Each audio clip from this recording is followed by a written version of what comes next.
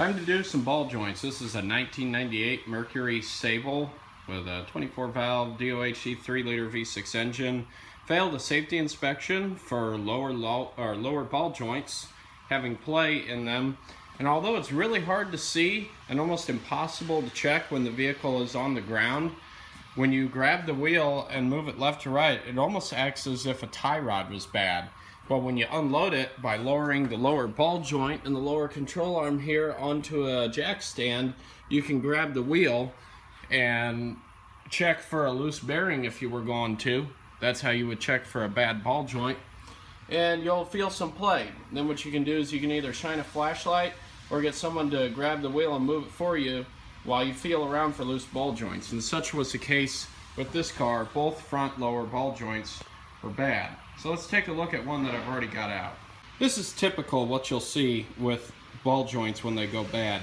What happens is, as you can see there, the boot tears, and then water, debris, grime, road salt, and all that good stuff gets into the joint itself, and over time it starts to wear out.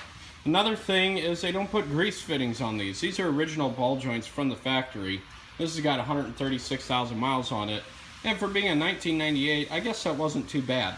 But as you can see, the boot is completely gone, and water, debris, road salt, grime, grit, all that crap gets in there, and metal on metal eventually wears itself out, and that's what has happened with these lower ball joints. Now, if this is put off, it gets so bad to the point where the wheel or the spindle can actually separate from the vehicle. That's in extreme cases, though. You don't see that very often. That's another one of the reasons why it's good to have your vehicle inspected by a good mechanic every time you have your oil change, because these can go bad really quick. I've seen these develop play within 5,000 miles.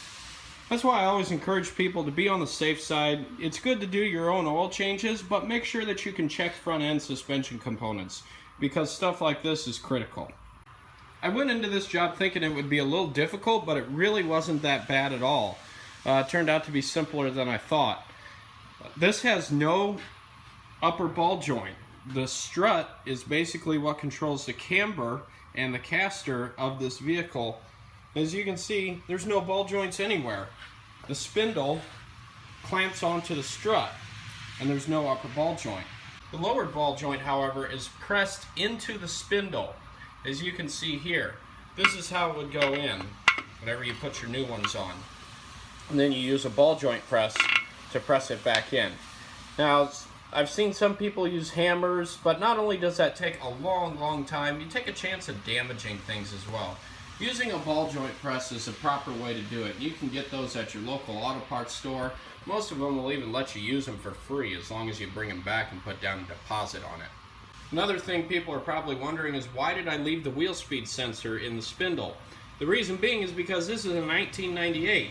This car is old, coming up on 20 years old.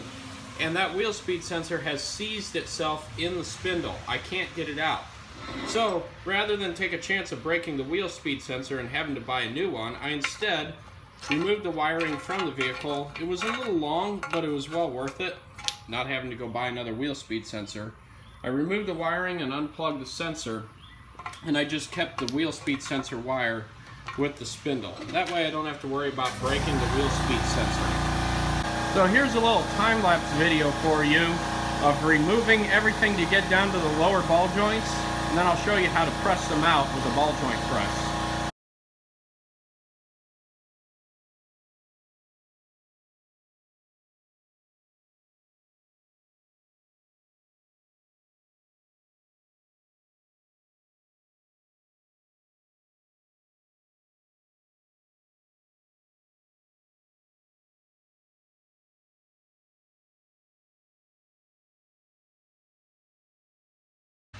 So as to be expected, it was a little challenging on this side here.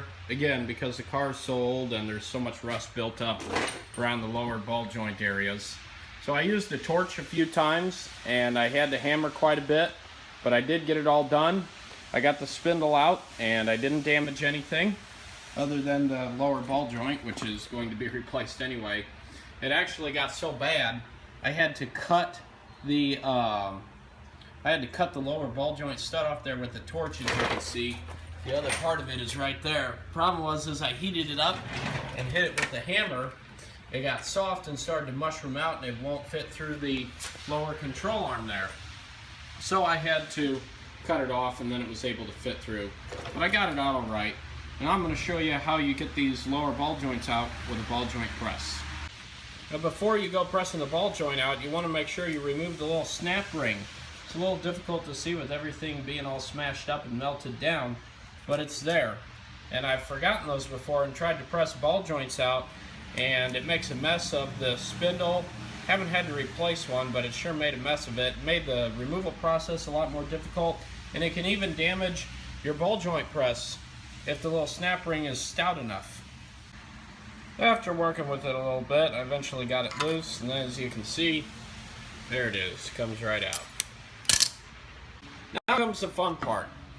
The ball joint is going to be pressed up into the spindle to be pressed out of it. In other words, you don't press it down towards the lower control arm, because that's the way that it's pressed in. As you can see, this is a wider piece up here than it is down here, and our snap ring was here, so that's obviously where the ball joint gets pressed up. So you need to find a little cup that will fit around the upper part of the lower ball joint, such as the case with this one here. So that adapter is going to sit right there, like so, as we press it out. This slides into the top of the ball joint press, like that. And then the threaded portion of the press is going to push up on the lower ball joint stud, and it'll push it right out of the spindle. And then the installation process is pretty much the reverse procedure. You also want to make sure that if your ball joint press has a grease fitting, that you use it, because that'll greatly improve the life and the performance of your ball joint press. If you don't grease it, then it's just metal on metal and it wears it out much sooner. So here's what your setup looks like when you go to press them out. Got the impact hooked up to the ball joint press. It's a 22mm socket on this end. Got it set on forward full speed. Then you just gradually give it a little input and it'll press it out.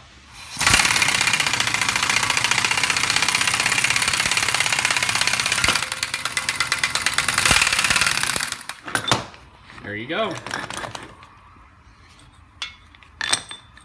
And there's the ball joint. As you can see, just like the other one, bushing's completely gone. The boot's completely gone. And I heated this one up pretty hot anyway, so it melted a lot of it too. But that one pressed out pretty easily because of all the hammering and heating I did of it. Normally they're a little more difficult. They take a little bit more time hammering on it, but this one popped right out. So there you go. Next video will be the installation of the new ball joints and the reassembly of everything, and it should pass the safety inspection just fine.